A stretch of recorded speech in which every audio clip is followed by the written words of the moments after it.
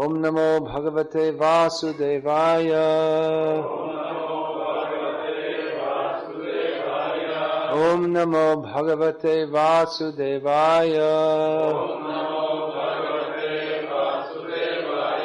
Om Namo Bhagavate Vasudevaya.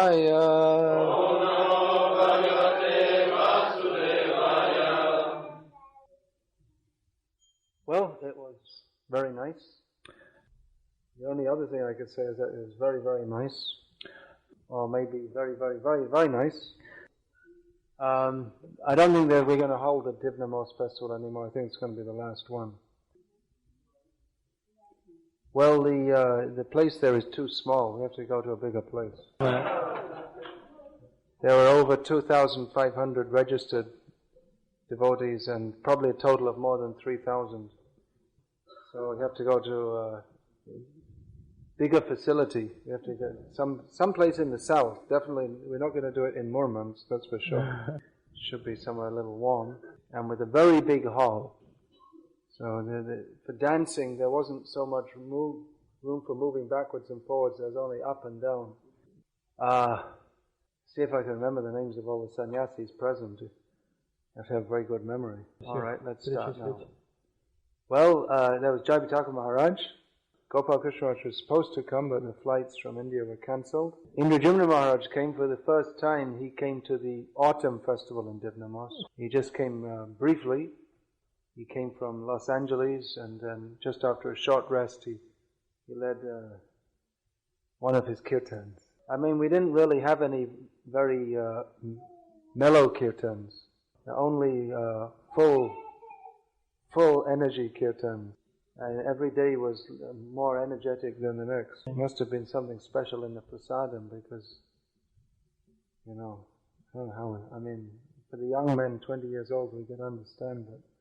All us old men, how we're all just up and down. We had Mahakirtan every morning, and the first morning Loknath Maharaj led it, and we thought that was a pretty lively kirtan. And the next morning Prabhu Vishnu Maharaj came in, and it was more lively. And then the next morning Indrajumna Maharaj led the kirtan, and after about 1 hour we were all finished. He usually leads fairly mellow kind of kirtan, right? Not this time. So after about an hour we were all looking for our wheelchairs. And then that's when he started going. So you can imagine. Then the next morning Niranjan Maharaj led the kirtan, and it was going along quite energetically when Bhakti Tirtha Maharaj took over. Actually, he was on crutches. Crutches, But somehow or other he threw away his crutches and cooked up the kirtan. And then he turned it over to Jayapataka Maharaj, and then it finished off with Lokanath Maharaj. So, if I look tired, I have a good excuse. Transcendentally, ecstatically worn out. Then Bhakti Chaitanya Maharaj was there. Devamrit Maharaj was there. Goswami Maharaj. Let me see now. Niranjan Maharaj, I already said his name. Purnachandra Prabhu was there. Jai Madhav, another Prabhupada disciple. I'm sure there are more sannyasis, but like I said. Harishori Prabhu, yes. Goswami Maharaj means Bhakti Vigyan Goswami Maharaj. Govinda Maharaj, we felt his presence in separation. So lots of, kirtans, lots of seminars. Lots of prasadam, lots of ecstasy. The only thing there wasn't a lot of was a lot of space. So you have to find a big hall. They have some big stadiums in Moscow, right? Here they have Dynamo. How many people fit in that stadium? 50,000 maybe? No? 100,000. Oh. So have the festival there next year? Let's see. Well, every day we have a festival actually. Yeah. Singing and dancing. Oh, I should tell you, devotees, there were some devotees there from Vladivostok, from Barnaul, Omsk, Novosibirsk also. One devotee came to me, he told me he's from Murmansk Oblast, but it's a small town. There are no roads. The only way you can come is by flying, by helicopter. And his company pays for him to leave every 2 years, otherwise he can't afford to come. So his relatives in Volgograd are devotees, so that's where he found out about devotional service. There were also 12 devotees there from Israel, Russian devotees. So it was a very nice festival. Jai Hare Krishna. Alright, so let's read today's verse. You'll probably see all the photos and videos and, is it, after a few days and all of the devotees, they were coming down on one train from Moscow. There were 120 devotees in the train. So, some of the stations they stop for 15 minutes, 20 minutes like this. So, at the stations where there were long stops, they all got out on the platform, did Maha Kirtan. So in this way they did every town and village preaching. There was an initiation ceremony, I think about, I don't know how many Indradumna Maharaj initiated. He initiated one day before. But at the ceremony I was present in, I think about 70 devotees got initiated. So that's nice. Our family is expanding. Most of the initiates, about 42 were from Niranjan Maharaj. He told me he was doing small initiation ceremonies wherever he was traveling around, so he thought there would be no one left for Divnamos, but then he found there was still 42. Alright, so today's verse. Today is, we're reading from Bhagavad-gita, chapter 10, text 11, Bhagavad-gita as it is, chapter 10, text 11, translation and commentary by His Divine Grace, Srila A.C. Bhaktivedanta Swami Prabhupada, founder Acharya of ISKCON. This is one of the this is the fourth of the 4 verses which are considered to be the essence of Bhagavad-gita. Tesham evanukam partam aham agyanajam tamaha nashyami atma bhavastho jnanadipena bhasvatha. Alright, so to understand this verse you have to read the previous verse, because it says it's in apposition to the previous verse. So read the previous verse. Then read today's verse again. Alright, then purport. Purport, commentary. Here, Krishna is speaking about special mercy.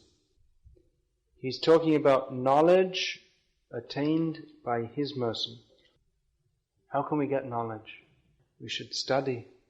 Is the way to get knowledge, isn't it? There's no other way to get knowledge. Why are the children sent to school? Why don't the parents just let them play? Because simply by playing you cannot get knowledge. You have to study to get knowledge. There's a story in the Mahabharata of one Brahmana who performed severe austerities for many years in an attempt to get knowledge. But even though he performed severe austerities for many years, he didn't get knowledge, because that's not the way to get knowledge. If you want to get knowledge, we have to study. Now, to attain knowledge, study is required, but not only study. One also has to be favored by a worthy teacher, especially if the subject is more complex. Just like, for instance, to understand mathematics, to make progress in understanding mathematics, you can see it written in a book, but to understand the concepts, because they're quite complex, you need to have them also explained to you. Who here you all studied calculus? Did you any of you study calculus? Calculus? It's a branch of mathematics. It's used in mathematics. Calculus, geometry, trigonometry. Calculus? You know what that is. He studied mathematics. No. Anyway, do you think you could study trigonometry if you had no knowledge of it? You knew basic arithmetic. Do you think you could have understood that without the help of a teacher? Reading it in a book? Because it involves somewhat complex concepts, then it needs to be explained. So to understand study is required, but we also need to be guided in our study by someone who knows. So mercy is also required. Now here Krishna says special mercy. There are various words in Sanskrit for mercy. Who knows some of the words? Prasad, Kripa, Karuna. These are all similar words. Audaya, not exactly, no. Yeah, it could be. Similar, yeah. Then Daya, we had this one. Anugraha is a similar word, not exactly the same. Anugraha. Karuna was said. Here one word is used, Anukampa. That's not such a common word. So Prabhupada translates this as special mercy. Now, mercy is always special. Mercy really the meaning of mercy is that which is, when we say causeless mercy, that means that it's just being given out of the goodness of the person who's giving it. According to the path of karma, we get what we deserve. Whatever you do, you get a reaction. But mercy means that you get something better than you deserve. Now, here Krishna says that to his devotees, those who are very sincere devotees, who are always serving him with love, he gives them knowledge. Prabhupada explains that even if someone is not a very great intellectual scholar, he can also be a perfect devotee. He can also have perfect knowledge of God, even without performing very deep formal study, because Krishna enlightens such a devotee from within the heart. Now, what is the nature of that knowledge that Krishna is speaking about? Knowledge can be considered in two categories. One is quantitative, and that means to know many things. And to know many things or to understand many things about a particular topic. And within quantitative knowledge, we can also consider even to have a deep understanding of a particular topic, deep theoretical understanding. For instance, I saw one book written in English by an American scholar, which gave a very thorough overview of the philosophy of the Sri Vaishnava Sampradaya. And this scholar had obviously understood the philosophical concepts and was able to explain them. But it was only theoretical understanding. So qualitative understanding means to really enter into the understanding. That means realization. So the scholar could describe the essential Sri Vaishnava principle of prapatti or self-surrender, and what are the different symptoms, and what are the different manifestations of prapatti. And quite likely in many ways he could explain it better than most Sri Vaishnavas. But there was no realization, because no love. He was a scholar at the university. So you see some scholars, they study the mating habits of butterflies in the Amazon jungle. Some study electronic systems for intercontinental missiles. Some study the social development of Aboriginal societies as they come in contact with modern societies. Some study postage stamps. Even in England now, there's at Liverpool University, there's a department of football studies.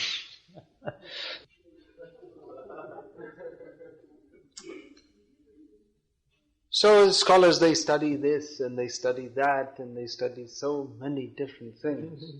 So some of them study Vaishnavism, and they're good scholars, but they're not devotees. No love for Krishna. So Krishna doesn't enlighten them with actual knowledge within their heart. But to a devotee who is sincerely trying to serve Krishna, Krishna blesses him with realization. What is that realization?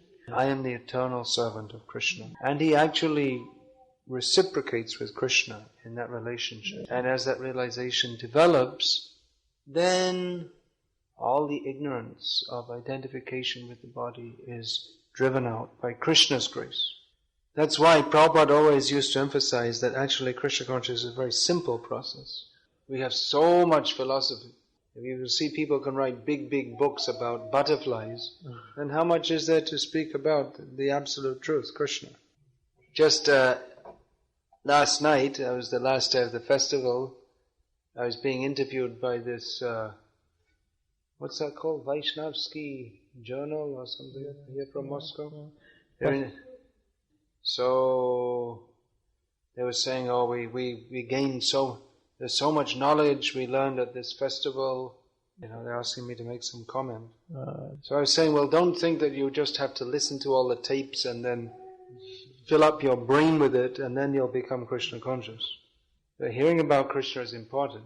It is essential, not just important. But at the same time, we should realize that knowledge about Krishna is unlimited. And Krishna consciousness, again, is not to be attained simply by becoming a bookworm. Do you have that saying in Russian? Bookworm. It's in every language. Also, they say boypoka. They live in a book, crawl in and out of it, and they literally digest its contents. But the most they could attain by that is that they might turn into a butterfly and get studied by a scholar. But they don't understand the subject matter of the book. So we should always remember that although the subject matter of Krishna consciousness is vast and unlimited, Krishna consciousness is basically a very simple process. As Chaitanya Mahaprabhu said about the chanting of the holy names, Iha hoite sarva siddhi hoibe shobha. Simply by this chanting, everyone can attain all perfection. As Prabhupada said in that famous tape, which we've, at least they play it often in English, and I've heard it, I don't know how many times, so many times you've heard it, where there's the famous tape of Prabhupada chanting Hare Krishna, then he comments on the Hare Krishna mantra. Prabhupada says that no previous qualification is required to take part in this chanting. Even a child can take part in this chanting, Prabhupada said, and even a dog can take part in this chanting.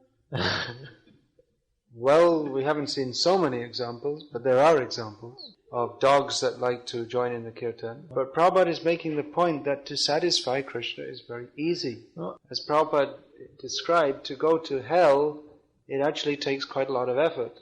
You see, in modern society, they make big, big slaughterhouses, very complicated, and then big breweries and refineries. As we were driving somewhere in South Russia, I would drive from Nalchik to Prahalad-Noi. You've heard of those places, surely. There's a town in South Russia called Prahalad-Noi. It's even spelled P-R-O-H, L-A-D-N-O-I. There's a train station there. Prahalad-Noi. It's a nice name. So we saw a big new building like a palace. So I'm wondering who had enough money to build such a big building like that. So then it was explained to me it's a vodka works. So you have to maintain the honorable Russian traditions. We want to change those traditions. Anyway, you see there's a very big complex for making vodka. Slaughterhouses, refineries, and big gambling casinos, and so many arrangements for illicit sex, brothels. So in modern society especially, they have very big complex arrangements so that people can go to hell. But to satisfy Krishna is very easy. It's actually much easier than going to hell. All you have to do is chant Hare Krishna and offer a flower to Krishna. So we should always remember that actually Krishna consciousness is very simple, and not unnecessarily try to make it too complicated. And although certainly we should try to understand knowledge of Krishna, that is very important, we should always remember that the essence of Krishna consciousness is not simply to become a big scholar, but jive doya nama ruche Vaishnav Shevan iha boy dharma nahi shuno shanatan. The Chaitanya Mahaprabhu told Sanatana Goswami that the three essential principles in Krishna consciousness are mercy to the living beings, taste for the holy name, and serving the Vaishnavas. These are required to get the mercy of Krishna. Ultimately, we need the mercy of Krishna. We are chanting. What are we chanting? Hare Krishna, Krishna Krishna, Hare Hare, Hare Rama, Rama Rama, Hare Hare. So this Mahamantra is, the names of Krishna is therefore unlimited, and therefore the Mahamantra has unlimited meanings. But the most basic meaning that Prabhupada always taught was, O Krishna, O energy of Krishna, please engage me in your service. It's simply begging for the mercy of Krishna to engage us in his service. Hare Krishna. Hare Krishna. Any questions?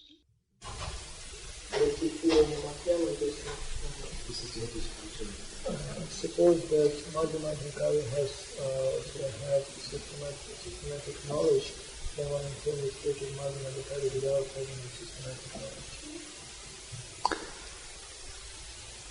Systematic knowledge means that, in other words, you're suggesting that one has to study.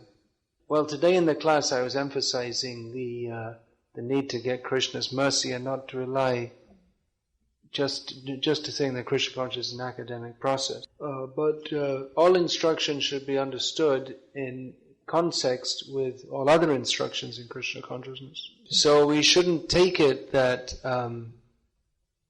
by hearing this class that there's no use to study and we should stop studying. But rather I was addressing the point that we need to get the mercy of Krishna, which is ultimately more important than our own endeavors. And that doesn't mean that I was saying we should stop studying.